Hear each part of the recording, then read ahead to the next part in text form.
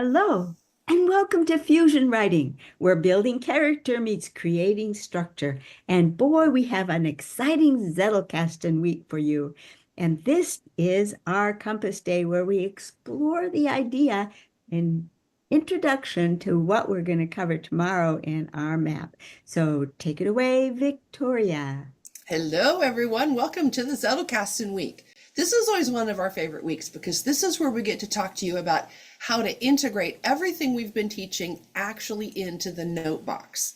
So I won't give anything away, but for tomorrow, what we're going to cover is we're going to take a specific scene and I'm going to walk you through what it looks like to process that scene into your Zettelkasten, specifically for something that we call the story Bible.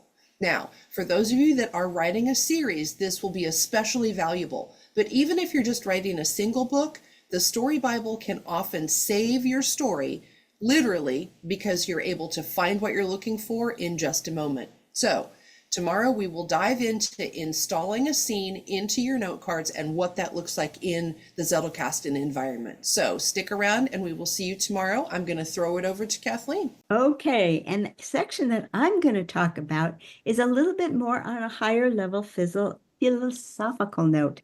I'm going to be talking about the different reasons why you keep things in your Zettelkasten and why that's going to mean that you're going to want different sections of your Zettelkasten to accomplish different goals.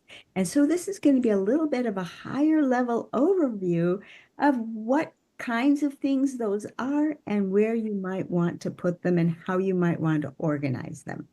So come on back tomorrow for the map where we'll get down to some more specific details. See We you will see you tomorrow. tomorrow. Bye-bye.